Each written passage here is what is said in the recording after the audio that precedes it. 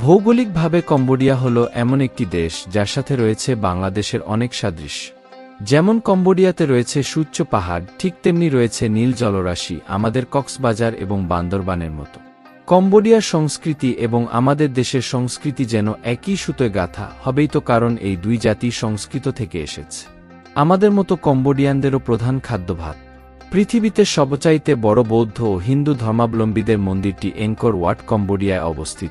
Angelina Jolie অভিনীত Tom rider ছবিটির shooting হয়েছিল কম্বোডিয়ার এঙ্কর ওয়াট। আমাদের 1991 সালের মতো তাদেরও রয়েছে বিভীষিকাময় অধ্যায় খামার রুজশাসনামল জেনোসাইড। এত কিছুর পরেও কম্বোডিয়া আজ দক্ষিণ এশিয়ার অন্যান্য দেশের সাথে তাল মিলিয়ে এগিয়ে যাচ্ছে।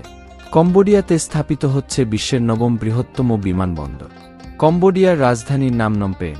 তবে সবচেয়ে গুরুত্বপূর্ণ শহর হচ্ছে সিয়ানুকভিল।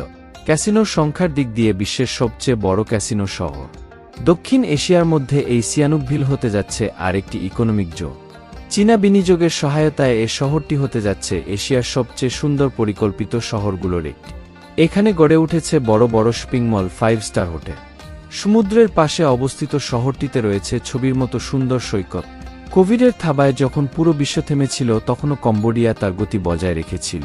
এরই ধারাবাহিকতায় কম্বোডিয়ায় পাড়ি জমাচ্ছেন সারা পৃথিবীর বিভিন্ন দেশের বিনিয়োগকারীরা। চীনা বিনিয়োগকারীর পাশাপাশি ও ফরাসি, জাপানি, কোরিয়ান সহ বহু দেশের বিনিয়োগকারীরা এখানে বিনিয়োগ করছে। রিয়েল এস্টেট, হোটেল, রেস্টুরেন্ট, কৃষি, গার্মেন্টস ফ্যাক্টরি, আইটি, ফার্মাসিউটিক্যাল সহ বিভিন্ন খাতে বিনিয়োগকারীরা বিনিয়োগ করছে। এর ফলে এখানে তৈরি হচ্ছে বিপুল পরিমাণ কর্মসংস্থান। আমাদের দেশের বেকার যুব সমাজের জন্য এ কম্বোডিয়া হতে পারে পরবর্তী গন্তব্য। কম্বোডিয়াতে ইউএস ডলার ব্যবহৃত হয়।